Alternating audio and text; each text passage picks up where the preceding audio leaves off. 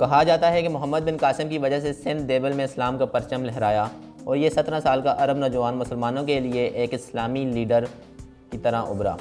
یہ کہنا درست ہے کہ محمد بن قاسم کی وجہ سے دیبل فتح ہوا اور راجہ دہر کا غرور ختم ہوا اور محمد بن قاسم کی وجہ سے ہی اسلام سندھ میں پھیلا۔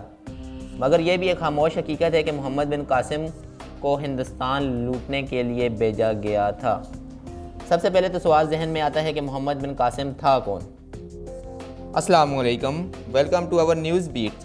ہم آپ کو بتا رہے ہیں محمد بن قاسم کی زندگی کے وہ پہلو جو تاریخ کے صفحات میں پوشیدہ ہیں۔ آگے بڑھنے سے پہلے اگر آپ نے ہمارا چینل سبسکرائب نہیں کیا تو پلیز سبسکرائب کر دیں اور ساتھ دیے گئے بیل آئیکن پر بھی کلک کر دیں تاکہ ہر نئی آنے والی ویڈیو آپ کو آسانی سے مل سکے۔ محمد بن قاسم بنو امیہ کی طرف سے بھیجا گیا حجاج بن یوسف کا بھتیجا تھا اور اس کا داماد بھی تھا۔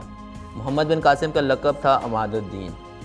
محمد بن قاسم کی زندگی کی سب سے بڑی کامیابی یہ تھی کہ اس نے راجہ داہر کے خلاف دیبل سندھ میں، جو آج کا مشہور حیدرآباد اور ٹھٹھہ کا درمیانی علاقہ ہے، وہاں پر محمد بن قاسم نے حملہ کیا اور راجہ داہر کو شکست دے دی اور جنگیں لڑتا لڑتا ملتان تک آ گیا۔ ہر ایک چیز کا ایک بیک گراؤنڈ ہوتا ہے۔ محمد بن قاسم کا بیک گراؤنڈ کیا تھا اور محمد بن قاسم نے ہندوستان پر حملہ کیوں کیا، اس کی وجہ کیا تھی؟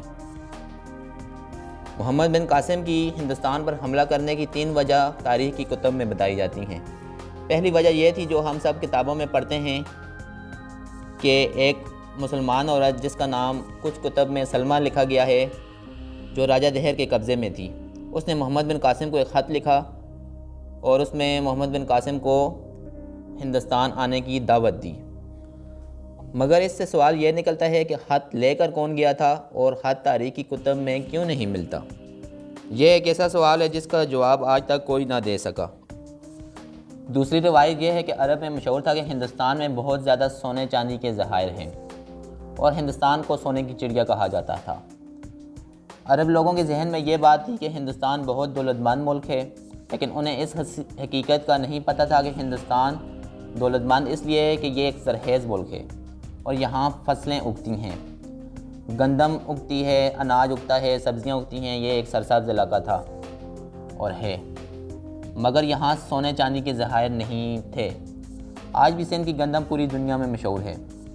محمد بن قاسم نے جب راجہ داہر کو شکست دی تو عرب کی طرف سے بار بار یہ مطالبہ کیا جاتا تھا کہ تم ہندوستان سے نوادرات بھیجو، یعنی کہ قیمتی پتھر، قیمتی چیزیں وغیرہ بھیجو، لیکن محمد بن قاسم یہ سب نہیں بھیج سکتا تھا کیونکہ ہندوستان میں فصلیں، گندم، سبزیوں کے علاوہ کچھ بھی نہ تھا۔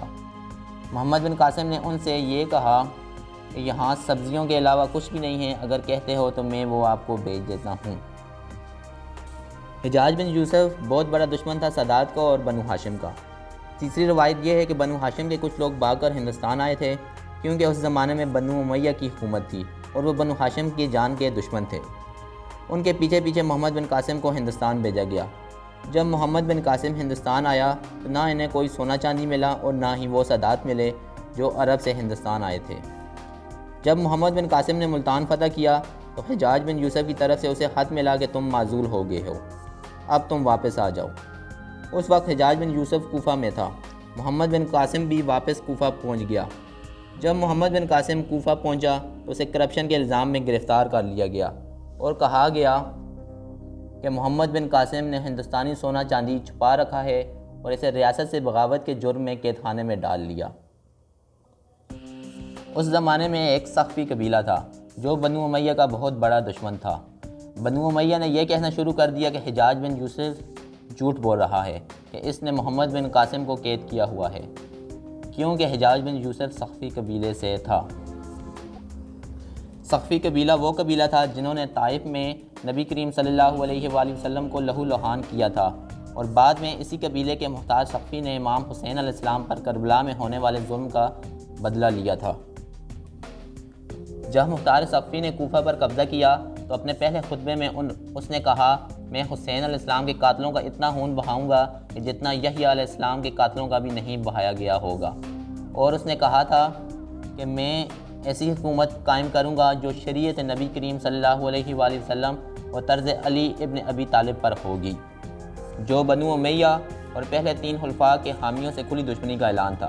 حالانکہ مختار صفی بنو امیہ کی قید سے 2 مرتبہ رہا ہوئے تھے، وہ بھی حضرت عبداللہ بن عمر رضی اللہ تعالیٰ عنہ کی سفارش پر، جو حضرت عمر فاروق رضی اللہ تعالیٰ عنہ کے بیٹے تھے۔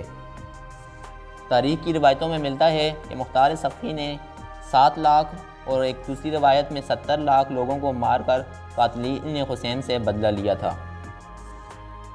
حجاج بن یوسف اس سے بالکل برعکس شخصیت کا مالک تھا۔ اس نے ہزاروں شیعان علی جو حضرت امام حسین علیہ السلام کے پیروکار تھے ان کو قتل عام کیا اور ان کی لاشیں جلائی، جبکہ مختار صفی امام زین العابدین کا نائب اور چاہنے والا تھا۔ بنو امیہ کے لوگوں نے حجاج بن یوسف کا امتحان لینے کے لیے کہا کہ محمد بن قاسم کو قتل کر کے اس کا سر ہمیں بھیجو۔ حجاج بن یوسف نے سر کاٹ کر بھیج دیا۔ پھر عبد الملک بن مروان کے مشیروں نے ان سے کہا کہ ہو سکتا ہے کہ جو مال غنیمت محمد بن قاسم نے ہندوستان سے لوٹا ہو وہ حجاج بن یوسف کو دے دیا ہو۔ انہوں نے حجاج بن یوسف سے پوچھا کہ جو مال غنیمت محمد بن قاسم ہندوستان سے لے کر آیا ہے وہ کہاں ہے؟ حجاج بن یوسف نے کہا کون سا مال؟ محمد بن قاسم تو کہتا تھا کہ یہاں کوئی سونا چاندی کے ذخائر نہیں ہیں، یہاں تو صرف فصلیں اگتی ہیں، سبزیاں ہیں۔ تو انہوں نے کہا کہ نہیں، تم جھوٹ بول رہے ہو۔ انہوں نے حجاج بن یوسف کو بھی قید میں ڈال دیا اور پھر بعد میں قتل کر دیا۔ ان تینوں روایتوں میں سے تیسری روایت سب سے معتبر ہے، کیونکہ محمد بن قاسم کو حقیقت میں لوٹ مار کے لیے بھیجا گیا تھا، مگر انہیں سندھ سے سبزیوں اور گندم کے علاوہ کچھ نہیں مل سکتا تھا۔ سندھ کے لوگوں کا اس وقت بھی کاروبار کھیتی باڑی کرنا تھا اور پوری دنیا میں برآمد کرنا تھا، اور آج بھی وہ یہی کام کرتے ہیں۔ اس کے علاوہ جب محمد بن قاسم کو کوفہ واپس بلایا گیا تو ہندوستان پر بنو امیہ کی حکومت کی طرف سے کوئی بھی گورنر مقرر نہیں کیا گیا، اور نہ ہی بنو امیہ کی طرف سے بعد میں کوئی حکمران ہندوستان پر حکومت کرنے کے لیے بھیجا گیا۔ آپ کے خیال میں ان تینوں روایتوں میں سے کون سی روایت ٹھیک ہے؟ کمنٹ باکس میں اپنی رائے کا اظہار ضرور کیجیے گا۔ شکریہ۔